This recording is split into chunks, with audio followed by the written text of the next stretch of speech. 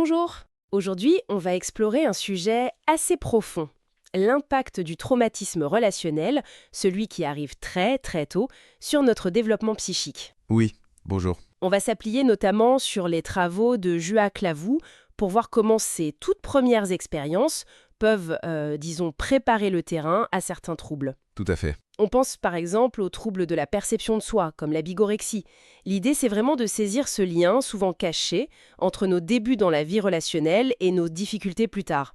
Klavu offre une perspective assez fascinante pour décortiquer ça. Effectivement. Et ce qui est vraiment éclairant dans son approche, c'est ce focus sur la toute première année de vie. Il parle de ce traumatisme relationnel comme une blessure psychique. D'accord.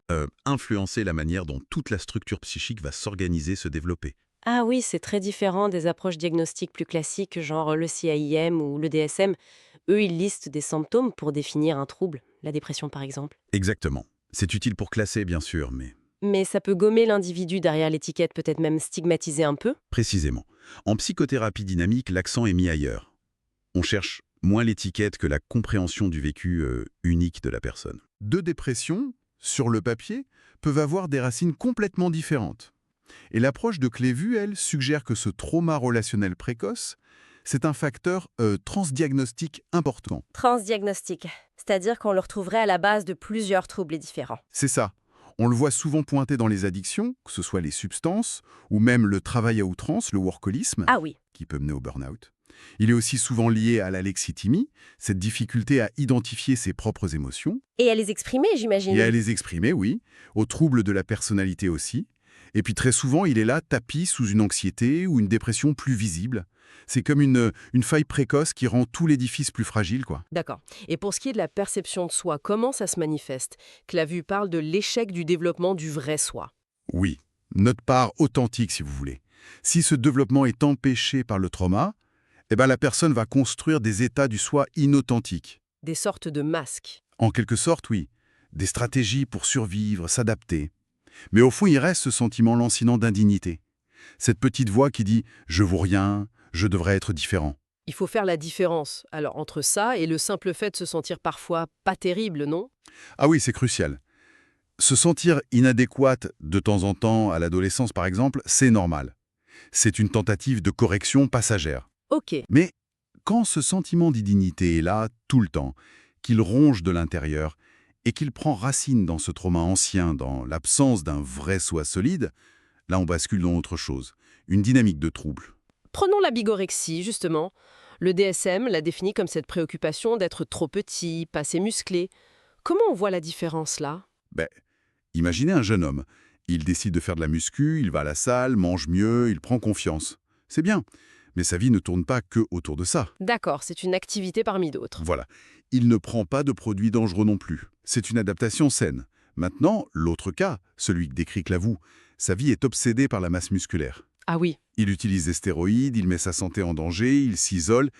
Et le truc, c'est que la taille réelle de ses muscles, au fond, ça ne change rien. pourquoi? Parce que le sentiment intérieur d'être trop petit, nul, il est toujours là. C'est ce noyau douloureux qui parle. Il essaye de combler un vide intérieur qui est infini avec du muscle. C'est sans fin. Donc, cette quête de perfection physique à l'extérieur, ce serait une tentative presque désespérée de réparer quelque chose de très profond à l'intérieur. Ce manque de vrai soi. Exactement. Et si on élargit un peu, Oui. les idéaux culturels y jouent un rôle là-dedans. La minceur pour l'anorexie, la grosse musculature pour la bigorexie. Ces modèles viennent se greffer sur cette vulnérabilité. Comme un objectif à atteindre? Oui, la personne dont la propre perception est déjà brouillée par le trauma, elle s'accroche à ses idéaux extérieurs. C'est comme une bouée, un moyen d'essayer d'exister, d'avoir une valeur. Il faut quand même rester nuancé, j'imagine. Ce n'est pas une explication unique. Non, surtout pas. Clavou insiste là-dessus aussi. Le traumatisme relationnel précoce est un facteur influent, oui, mais il interagit avec plein d'autres choses. L'histoire perso, la génétique, la famille, la culture, c'est complexe. Donc, pas de simplification abusive. Exactement. Ce qu'il faut retenir, je pense, de ces travaux, c'est que ces toutes premières blessures relationnelles peuvent vraiment laisser une empreinte durable. Elles façonnent notre structure psychique, notre façon de nous voir y compris notre corps. Mhm. Elle crée une vulnérabilité qui peut ensuite être, disons, réactivée ou modelée par les pressions autour de nous. Et comprendre ça, ça ouvre des pistes importantes pour aider les gens. Oui, ça éclaire vraiment les choses sous un autre angle. Et ça nous amène à une dernière réflexion, peut-être. Je vous écoute. À quel point est-ce que les modèles qu'on nous renvoie sans cesse, le corps parfait, la performance absolue, finissent par exacerber ces fragilités internes liées à nos toutes premières expériences? Et comment faire la part des choses, pour soi-même et pour les autres, entre une aspiration saine et cette quête sans fin pour combler un vide qui date de très très longtemps?